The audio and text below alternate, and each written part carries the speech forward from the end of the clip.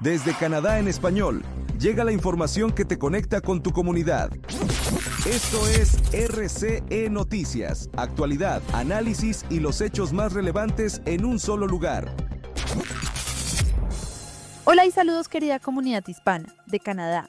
Soy Paula Pinzón y este jueves 27 de agosto tenemos una jornada marcada nuevamente por la relación entre Canadá y Estados Unidos, con movimientos en la disputa comercial y hasta una decisión que toca uno de los grandes lagos. También hablaremos de seguridad, inmigración, redes sociales, justicia internacional y una emergencia devastadora que está dejando víctimas y personas desaparecidas en Asia. Así que acompáñenos porque tenemos mucha información para ustedes. Comenzamos. Abrimos esta edición con la disputa comercial que continúa marcando la relación entre Ottawa y Washington. Mientras Canadá sostiene que las negociaciones enfrentaron importantes diferencias, el equipo comercial de Donald Trump rechaza que Estados Unidos haya presentado exigencias de último momento que hicieran fracasar las conversaciones. A continuación, vamos con más información.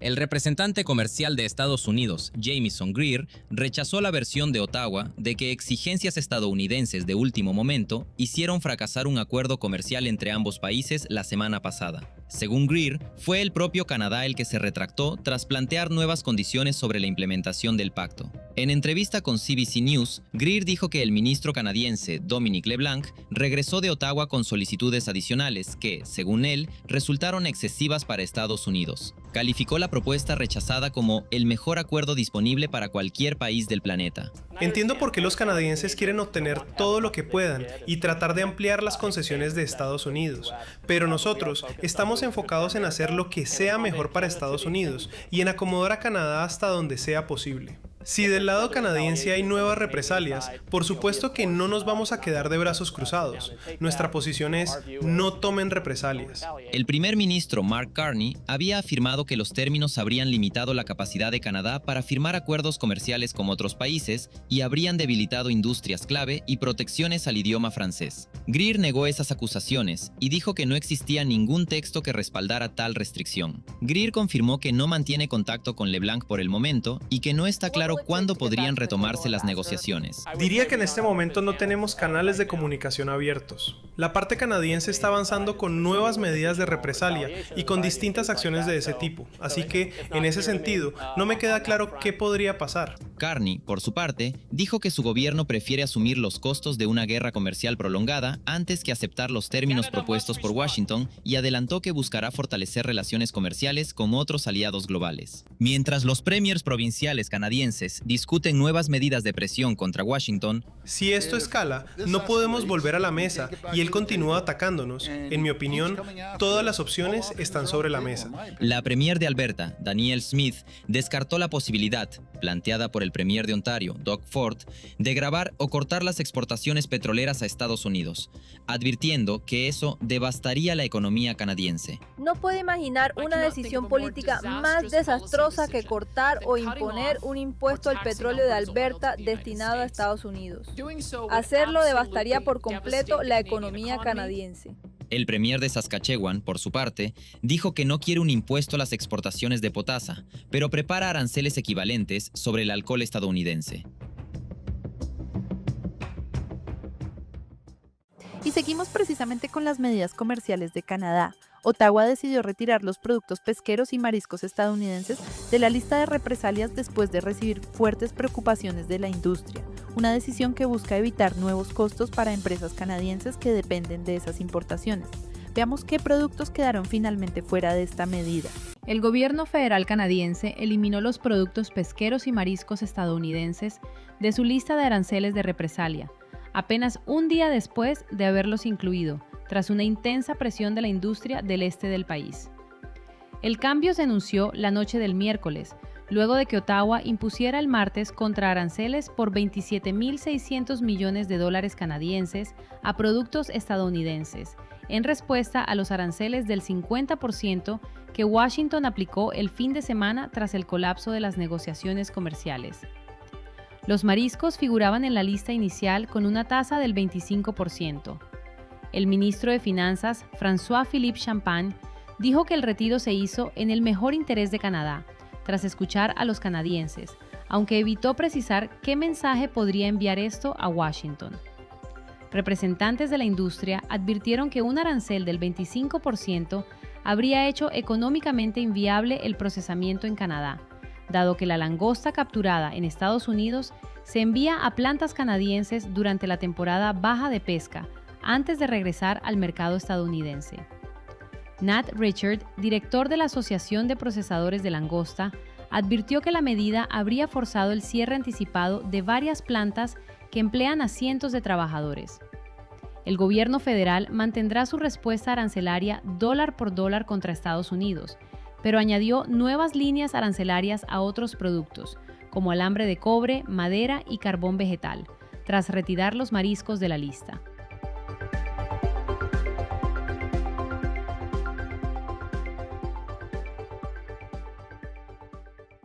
Y ahora vamos con una noticia que, sin duda, ha llamado muchísimo la atención a ambos lados de la frontera. Donald Trump firmó una orden ejecutiva para que el gobierno federal estadounidense utilice el nombre Lake America para referirse al lago Ontario. Sin embargo, la decisión estadounidense no obliga a Canadá a cambiar el nombre del lago, que el primer ministro Mark Carney aseguró que seguirá siendo lago Ontario. Vamos con todos los detalles de esta polémica decisión. Donald Trump cambió el jueves el nombre del lago Ontario a Lago América. El mandatario firmó una orden ejecutiva por la que cambia inmediatamente la denominación de ese lago, uno de los 5 grandes lagos situados en la frontera entre Canadá y Estados Unidos y que comparte nombre con la provincia canadiense de Ontario. Trump endureció su retórica con su vecino y tradicional aliado después de que Canadá anunciara una serie de aranceles de represalia sobre productos estadounidenses tras el fracaso de las negociaciones comerciales entre ambos. Los funcionarios canadienses nos han tratado muy mal, son gente desagradable. No es la primera vez que Trump toma una decisión de este tipo. En enero de 2025 ya había ordenado cambiar el nombre del Golfo de México a Golfo de América. Y el jueves señaló que quizás ahora tenga que cambiar la denominación del Océano Atlántico o del Pacífico, o quizás de ambos. A lake, now all we need is an ocean. So maybe we'll have to change the name of the Atlantic and/or the Pacific. Maybe we'll change them both. Ahora pasamos a una noticia de seguridad que se desarrolla en Montreal. La policía montada arrestó a 2 empleados de Air Canada, acusados de utilizar sus accesos a zonas restringidas del aeropuerto Montreal-Trudeau para facilitar una operación relacionada con el tráfico de cocaína y cannabis. La investigación continúa abierta. A continuación, les contamos qué encontraron los investigadores. 2 empleados de Air Canada fueron detenidos por la Policía Montada de Canadá por su presunta participación en una red que utilizaba las áreas restringidas del aeropuerto Montreal-Trudeau para mover cocaína y cannabis. Los 2 sospechosos trabajaban en operaciones terrestres de la aerolínea y, según los investigadores, habrían utilizado su acceso al sistema de equipaje para facilitar el ingreso de cocaína y la salida de cannabis. La investigación comenzó en mayo cuando la Agencia de Servicios Fronterizos de Canadá interceptó 62,5 kilos de cocaína escondidos en mochilas procedentes de un vuelo de Punta Cana en República Dominicana. Durante las pesquisas también fueron incautados otros 56 kilos de cannabis. Este miércoles, la Policía Montada realizó registros en 2 viviendas y un vehículo en el área metropolitana de Montreal. También inspeccionó la base de operaciones de los empleados en Dorval con la cooperación de Air Canada. Las autoridades sostienen que los trabajadores habrían participado en una conspiración para introducir y mover equipaje dentro de las zonas seguras del aeropuerto. Air Canada confirmó que ambos empleados fueron suspendidos mientras continúa la investigación. Por ahora, los 2 detenidos fueron interrogados y quedaron en libertad a la espera de los siguientes procedimientos. La Policía Montada aún no ha confirmado cargos y advierte que el análisis de las pruebas podría llevar a nuevas detenciones y acusaciones. Y ahora ponemos la mirada en Estados Unidos, donde la política migratoria vuelve a estar en el centro del debate. Las nuevas cifras muestran un fuerte aumento de las detenciones de inmigrantes durante el gobierno de Donald Trump, el nivel mensual más alto desde 2022, mientras más de la mitad de los detenidos no tenía antecedentes penales ni cargos pendientes. Veamos qué dicen los números y cómo está cambiando la estrategia migratoria estadounidense. Donald Trump está cumpliendo su palabra. El republicano volvió a la Casa Blanca con la promesa de llevar a cabo la mayor campaña de deportación masiva en Estados Unidos. Poco a poco, el proyecto de mano dura de Trump se convierte en una realidad. Nuevas cifras gubernamentales proporcionadas al Deportation Data Project revelan que julio fue el mes con más arrestos llevados a cabo por el Servicio de Inmigración estadounidense en lo que va del segundo mandato del líder republicano, con casi 50.000 detenciones, registrando un aumento del 15% en comparación con las 43.000 del mes anterior y un incremento del 70% con respecto a las 29.000 de febrero de este año. Los casi 50.000 arrestos representan un promedio de aproximadamente 1.500 detenciones por día durante el mes de julio, lo que constituye la cifra más alta desde octubre de 2022, de acuerdo a The Guardian. Texas y Florida condensaron casi 20.000 de los arrestos de julio, lo que pone en relieve su importancia para la política anti-inmigración de Trump. Esta cruzada contra los migrantes disminuyó después de febrero, luego de los mortales tiroteos del ICE a inicios de este año, que desencadenaron una oleada de protestas en todo el país que condenaba la brutalidad de los hechos. Sin embargo, las cifras nuevamente se disparan. Abogados y defensores de migrantes afirman que la administración Trump ha cambiado de enfoque, dejando de lado las redadas militarizadas de alto perfil y pasando a otra serie de estrategias. El Departamento de Seguridad Nacional, que supervisa el ICE y a la patrulla fronteriza, le asignó alrededor de $70.000 millones, lo que se asocia al reciente incremento en la contratación de los agentes, mientras las facultades del servicio migratorio se han visto reforzadas gracias a un programa que autoriza a las agencias policiales a llevar a cabo controles de inmigración, por lo que algunos abogados sostienen que las detenciones por motivos de inmigración podrían estar pasando desapercibidas. Aunque la administración Trump insiste en presuntamente detener a personas que han cometido delitos en Estados Unidos, en julio, por ejemplo, los datos revelan que más de la mitad de los arrestados no habían sido condenados por ningún delito ni enfrentaban cargos penales. Continuamos con una noticia que vuelve a poner a las redes sociales y la protección de los menores bajo los reflectores. Meta alcanzó un acuerdo con prácticamente todos los estados de Estados Unidos para poner fin a las demandas que acusaban a sus plataformas de haber sido diseñadas para generar adicción entre niños y adolescentes. El acuerdo contempla más de $17.000 millones, además de nuevas medidas de seguridad para los menores. Vamos con los detalles de este histórico acuerdo. Acuerdo histórico. Meta pagará $18.000 millones a varios estados de Estados Unidos para poner fin a un juicio en el que se le acusaba de favorecer la adicción de los menores a Instagram y Facebook. 51 estados y territorios, además de Washington, D.C., llegaron inicialmente a un acuerdo con Meta por $16.700 millones. Texas alcanzó un acuerdo separado con la empresa, lo que aumentó el pago total a cerca de $18.000 millones. La compañía estaba acusada de diseñar deliberadamente sus plataformas para captar a los usuarios jóvenes, de engañar al público sobre los riesgos y de recopilar de forma ilegal datos de niños menores de 13 años.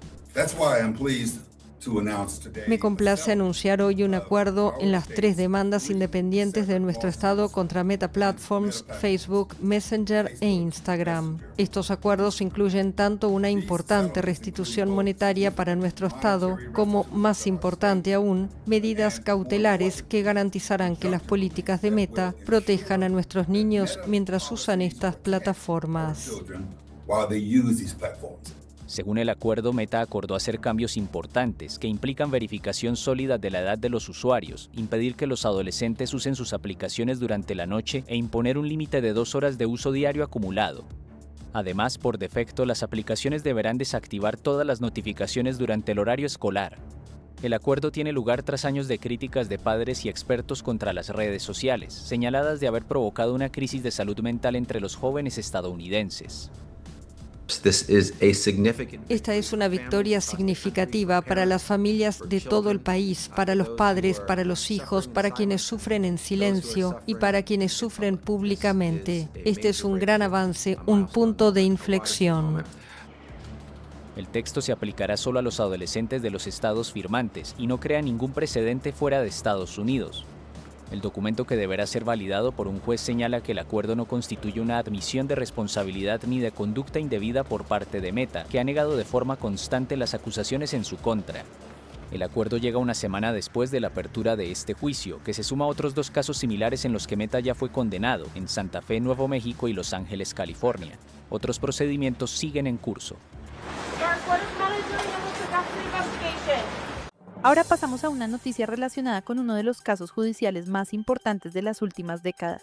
Un juez militar estadounidense fijó para junio de 2028 el inicio del juicio contra Khalid Sheikh Mohammed, señalado como presunto autor intelectual de los atentados del 11 de septiembre de 2001, junto con otros acusados. A continuación, les explicamos qué significa esta nueva fecha para el proceso.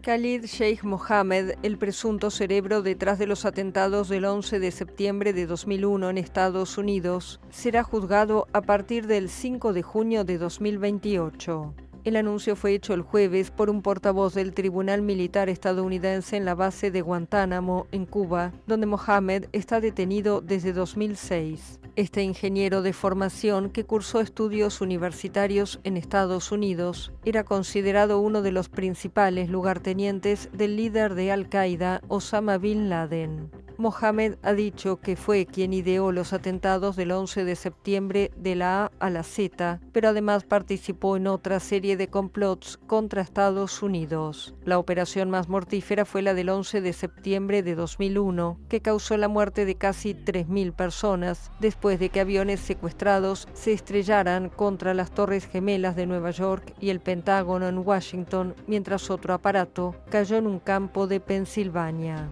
Mohammed también asegura haber colaborado en el atentado con bomba de 1993 contra el World Trade Center, que costó la vida a 6 personas, y haber decapitado personalmente al periodista estadounidense Daniel Pearl en 2002. Tras su captura en marzo de 2003 en Pakistán, Mohammed estuvo recluido en instalaciones secretas de la CIA durante 3 años, antes de ser conducido a la cárcel instalada en Guantánamo. Su juicio ha sido aplazado en numerosas ocasiones. El año pasado se retiró un acuerdo de culpabilidad que habría descartado una condena a la pena de muerte. Y cerramos nuestra edición con una noticia especialmente dolorosa desde Asia. Las devastadoras inundaciones y corrimientos de tierra en la región fronteriza entre Nepal y Tíbet han dejado cientos de muertos y más de 1 millar de personas desaparecidas. Los equipos de rescate continúan buscando sobrevivientes mientras las autoridades advierten de nuevos riesgos. Vamos con el reporte y las últimas noticias desde la zona afectada. Equipos de rescate buscan este jueves a más de 1 millar de desaparecidos en la frontera entre Nepal y la región autónoma china de Tíbet, tras unas inundaciones repentinas y deslizamientos de tierra que dejaron pueblos enteros arrasados. Un aterrador video de vigilancia tomado desde el lado chino de la frontera muestra cómo el miércoles por la mañana una feroz pared de lodo y escombros engulló un edificio de varios pisos mientras decenas de personas corrían para salvar sus vidas. Cuando ocurrió, toda esta zona estaba llena de agua y una persona de corazón débil no habría podido mirarla. Por la mañana no podíamos estar aquí, solo se nos permitía mirar desde unos 20 metros de distancia, porque la policía no nos había permitido venir aquí. Si miras hacia abajo, todo estaba lleno de plantaciones de café, todo ha desaparecido. El ruidoso torrente de agua y lodo, similar a un tsunami, azotó aldeas y pueblos a lo largo del curso de 2 ríos, el Bote Koshi y el Trishuli. El ejército nepalí ha realizado varios sobrevuelos en la zona y ha rescatado a decenas de personas, mientras que a otras que vivían cerca del río en zonas de peligro se les ordenó que se reubicaran. Muchos de los desaparecidos son turistas extranjeros, informaron las autoridades sobre este desastre, que según el Servicio Geológico de Estados Unidos fue causado por el colapso de un glaciar que provocó un flujo de escombros y repercusiones catastróficas posteriores. La Federación Internacional de Sociedades de la Cruz Roja y de la Media Luna Roja informó que estaba enviando suministros de emergencia, entre ellos mantas, botiquines de primeros auxilios, camillas y bolsas para cadáveres. Estados Unidos prometió por su parte $500,000 en ayuda. Mientras tanto, los expertos advierten que un bloqueo persistente en un río podría provocar una nueva inundación. Las lluvias monzónicas de junio a septiembre suelen provocar mortíferas riadas y deslaves en todo el sur de Asia. Los científicos afirman que el cambio climático está aumentando la frecuencia y la intensidad de este tipo de fenómenos meteorológicos extremos en la región.